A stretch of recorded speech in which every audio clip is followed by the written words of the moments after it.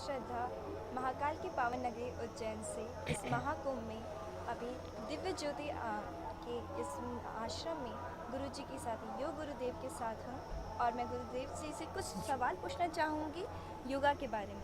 तो गुरुजी, ये योगा है क्या? योगा जीवन की अवधारणा है और महाकुंभ के महापर्व में इस उज्जैन की धरती पर दिव्य ज्योति जागृति संस्थान के द्वारा सर्वपक्षीय विकास के लिए, क्योंकि सर्वश्री आशुतोष महाराज जी का जो परम लक्ष्य है, परम ध्येय है कि मानव सभ्यता के सर्वांगीण विकास के लिए श्रेष्ठ योजनाओं की नहीं, श्रेष्ठ मानवों की आवश्यकता है और श्रेष्ठ मानव ही श्रेष्ठ राष्ट्र के लिए आधार स्तंभ का कार्य करते हैं। दिव्य ज्योति जागृति संस्थान इसी तथ्य के शिलापट पर विलक्षण योग चिकित्सा शिविर के द्वारा योग को मानव समाज का एक अंग बनाने के लिए, जो कि हमारी आर्यवर्त संस्कृति का अंग है, और दिव्य ज्योति जागृति संस्थान का ये प्रकल्प आरोग्य के अंतर्गत सर्वे संतु निरामया की अवधारणा को लेकर मानव समाज के मध्य आया है। यदि योग शब्द की बात की जाए, योग हमारी भारतीय संस्कृति का आधार है। आज विदेशों में भी भारतीय योग को अपनाया जा रहा है और आरोग्यमय जीवन की प्राप्ति की जा रही है। यदि भारतीय योग दर्शन की बात की जाए तो योग शब्द संस्कृत की युज धातु से निकला है, जिसका अर्थ होता है एकात्म स्थिति, एक लय हो जाना, एकात्मकता हो जाना, आत्मा का परमात्मा से योग हो जाना, ये एकात्म स्थिति है। इसी प्रकार जीव का प्रकृति से, विपन्नता का संपन्नता से, अधोगामिता का ऊर्ध्वगामिता से, ये सारा योग है। और यदि भारतीय योग दर्शन की बात की जाए तो भारतीय योग दर्शन की पूर्णता पहले आत्म योग में स्थित होकर फिर बाह्य योग में पूर्ण होती है। यदि हम भारतीय योग दर्शन में महर्षि पतंजलि, महर्षि चर्क, महर्षि सुश्रुत, महर्षि घेरंड इत्यादि के ग्रंथों को पढ़कर देखें, पहले वो आत्म योग से जुड़े, फिर उन्होंने बाहरी योग के लिए बहुत सारे कार्य किए। और दिव्य ज्योति जागृति संस्थान, जिसके संस्थापक और संचालक सर्वश्री आशुतोष महाराज जी हैं, आज महाराज जी ब्रह्म ज्ञान के द्वारा व्यक्ति को दीक्षित कर पहले आत्मयोग से जोड़ते हैं, फिर बाहरी योग के द्वारा दैहिक आरोग्यता की यात्रा को परिपूर्ण किया जा रहा है। और दिव्य ज्योति जागृति संस्थान अपने विविध प्रकल्पों के अंतर्गत योग को शामिल कर रहा है। ये हमारे बहुत सारे सोशल एक्टिविटीज जो चल रही हैं, जिनमें हमारा अंतर्दृष्टि प्रोजेक्ट है। अंतर्दृष्टि प्रोजेक्ट के अंतर्गत विकलांग एवं नेत्रहीन बंधुजनों के लिए पहले उनको आत्मयोग में स्थित किया गया। जब वो अंदर जुड़े, फिर उनको बाहर से भी इस योग के साथ जोड़ा गया। आज वो हर प्रकार से योग में निष्णात हैं। यदि अंतरक्रांति प्रोजेक्ट की बात की जाए तो जितने भी कैदी बंधु वर्ग हैं कारागार के अंदर, तिहाड़ जेल से ये यात्रा आरंभ हुई और आज भारत की विविध जेलों के अंदर उन कारागार के अंदर कैदी बंधुजनों को भी आत्म योग में स्थित कर ऐसी दिव्य विभूतियों का निर्माण किया जा रहा है। और आज वह कैदी बंधु वर्ग भी बाहरी योग में भी निष्णात हो रहा है। और यदि मैं मंथन प्रकल्प की बात करूं, जो भी स्लम एरियाज में स्कूल हैं, बच्चे हैं जो बिल्कुल पिछड़े हुए वर्ग से हैं, उनको भी पहले आंतरिक योग से शिक्षित कर आज दिव्य ज्योति जागृति संस्थान की ओर से संपूर्ण विकास केंद्र के नाम पर बहुत सारे विद्यालयों को बनाया गया। और आज वहाँ पर जो राष्ट्र का भविष्य वहाँ पर पल रहा है, उन छोटे छोटे विद्यार्थियों को योग करवाया जाता है। यदि युवा वर्ग की बात की जाए तो युवाओं के लिए सैम वर्कशॉप्स के अंदर सेल्फ असेसमेंट मैनेजमेंट के तहत उन्हें आत्म योग में स्थित कर फिर बाहरी योग में प्रशिक्षित किया जाता है। यदि मैं पर्यावरण संरक्षण की बात करूं तो योग इससे भी छूटा नहीं है, क्योंकि योग के द्वारा पहले आंतरिक पर्यावरण के संरक्षण किया जाता है, फिर बाहरी पर्यावरण के अंदर हरितिमा का प्रसार करते हुए मानव समाज के भीतर की भी हरितिमा को बढ़ाया जा रहा है। तो यदि मैं पूरी तरह से दिव्य ज्योति जागृति संस्थान की बात करूं, हर पक्ष में दिव्य ज्योति जागृति संस्थान योग को लेकर आया है। और आज इस उज्जैन की धरती पर भारतीय संस्कृति, आर्य मनीषियों की मेधा प्रज्ञा से समन्वित ये जो योग पद्धति है, ये यही संदेश लेकर आई है हमारे भारतवासियों के लिए। मैं भारतवासियों को ये संदेश देना चाहूँगा कि हम भारतीय योग पद्धति से जुड़ें और इस तथ्य को अपने जीवन में लेकर आएं कि निर्माण हमी से है भविष्य का, मजबूत नींव बन जाएंगे।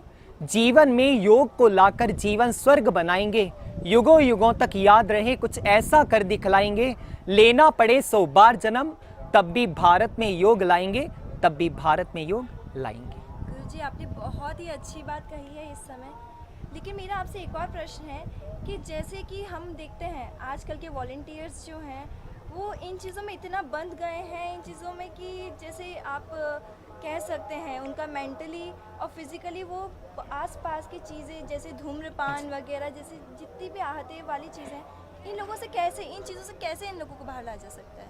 देखिए, पहली बात है कि ये अज्ञानता, आज भारत देश के अंदर इतना कुछ होते हुए भी कभी वो समय था भारत को सोने की चिड़िया, जगत गुरु के पद पर आसीन किया गया। आज भारत देश के वासियों की ये अज्ञानता है, नशा लेना, तरह तरह के नशे करना। आज युवा वर्ग अपनी भारतीय संस्कृति से पिछड़ चुका है।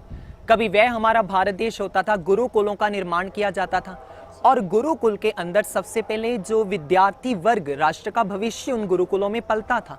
उनको योग की शिक्षा, दीक्षा समन्वित शिक्षा, दीक्षा के साथ शिक्षा, पहले आत्मयोग करवाया जाता था, फिर बाह्य योग की भी उनको शिक्षा दी जाती थी।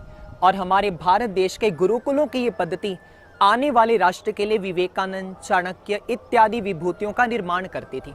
पर आज यदि भारत देश को देखा जाए, अज्ञानता के कारण आज भारत वर्ग का प्रत्येक युवा नशे की गिरफ्त में, अधिकतर कहना चाहूंगा अधिकांश युवा नशे की गिरफ्त में जाकर अपने जीवन को बर्बाद कर रहा है। तो भारत देश के वासियों को, युवाओं को ये दिव्य ज्योति जागृति संस्थान आह्वान करता है कि आप अपने आंतरिक बोध से जुड़िए, क्योंकि हमारे संस्थान का एक प्रकल्प है बोध, जिसमें कि जो भी युवा वर्ग नशा करते हैं उन्हें अंतर योग की पद्धति से जोड़कर फिर बाहरी योग के द्वारा उनको उस ज्ञान के साथ जोड़ा जा रहा है। और ये अज्ञानता है कि भारत के पास इतनी अमूल्य नदी योग होते हुए भी आज भारत विदेशों की ओर झांक रहा है। तभी भारत के बीच आज योग पद्धतियों को भुलाकर युवा वर्ग जिम ज्वाइन करता है, तरह तरह की पद्धतियों को अपनाता है। हम ये नहीं कहते कि ये पद्धतियां गलत हैं, पर हमारे भारत की रितंबरा मेधा प्रज्ञा से समन्वित जो योग था, आज उसको आगे लाना होगा। और दिव्य ज्योति जागृति संस्थान इसी तथ्य की शिलापट पर कि change can be done in 2 ways, first when society change then individual change, second when individual change then society change. आज ऐसा परिवर्तन, ऐसा आह्वान, मनुष्य के अंदर ऐसी क्रांति का योग होना चाहिए कि भारत का युवा वर्ग अपने भीतर ऐसी जागृति लेकर आए कि हम बदलें और हमें देकर समाज के अंदर परिवर्तन आए। और इसी परिवर्तन की परम पराकाष्ठा को लेकर दिव्य ज्योति जागृति संस्थान भारत के युवा वर्ग का और भारत के राष्ट्र में रहने वाले एक एक व्यक्ति का आह्वान करता है कि संगठित होकर हम अपने भारत को आगे लेकर जाएं, अपने जीवन में योगा लेकर आएं और समाज को भी योगा से विभूषित करें, ताकि जन जन का मन मन अंतःकरण की उस दिव्य क्रांति से विभूषित हो।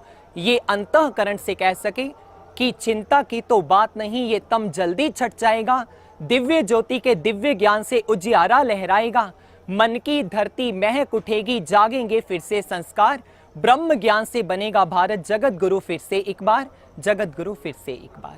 जी बहुत बहुत धन्यवाद गुरुजी। बस एक आखिरी प्रश्न मैं जी। आपसे पूछना चाहूँगी कि हम कहते हैं हठ योग, आखिर ये हठ योग है क्या और मेडिटेशन से ये कैसे अलग है? आपने बहुत अच्छा ये प्रश्न, ये आज के समाज की आवश्यकता है कि हठ योग क्या है। यदि आधुनिक परिप्रेक्ष्य की बात की जाए, अधुनातन परिप्रेक्ष्य में हठ योग को केवल इंद्रियों को बाधित करने को ही समझ लिया जाता है, पर हमारे आर्ष मनीषियों की मेधा प्रज्ञा हठ योग का अर्थ क्या है। हठ शब्द को पहले समझना पड़ेगा। हठ शब्द 2 शब्दों के सुमेल से बना है, ह प्लस ठ। ह माने सूर्य, ठ माने चंद्रमा।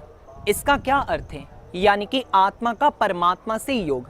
हठ योग इस तथ्य को आगे लेकर आता है, यदि चंद्र हो गई आत्मा तो सूर्य रूप। हमारे वेदों के अंदर परमात्मा को आदित्य वर्णं भी कहा गया है। यजुर्वेद का श्लोक है, वेदा हमेतं पुरुषं महांतं आदित्य वर्णं तमसः परस्तात् तमेव विदित्वाति मृत्युमेति नान्यः पंथा विद्यते यनाय। अर्थात वेदों के ऋषि कहते हैं कि जो आदित्य के समान वह परम पुरुष परमात्मा है, उसको जानकर ही मृत्यु से पार हुआ जा सकता है। और यदि मैं वैदिक पद्धति के अनुसार हठ योग को परिभाषित करूं, तो योग शब्द तो आप जान ही गए हैं कि एकता का, समन्वय का नाम है, और हठ माने आत्मा का परमात्मा से योग। तो ये ध्यान की पद्धति के द्वारा ही संभव हो सकता है। आधुनिक समाज के अंदर योग के द्वारा प्राणायाम को ही हठ योग का एक अंग समझ लिया जाता है, पर मैं इसको ये जरूर बताना चाहूँगा, ये आज के समाज के अंदर किंवदंती है, जनश्रुति है कि आज योग प्राणायाम को ही हठ योग की संज्ञा दे दी जाती है, जबकि ऐसा नहीं है। जब तक हमारी दिव्य नेत्र, दिव्य चक्षु नहीं खुलेगा, हम भीतर के ज्ञान के प्रकाश से विभूषित नहीं होंगे, तब तक हठ योग नहीं होगा। और जब हठ योग की बात आती है, हमारे सामने बड़ा सा एक विभूति बन जाती है, कोई भगवाधारी लोग होंगे, संत समाज होगा जो हठ योग कर सकता है, ऐसा नहीं है।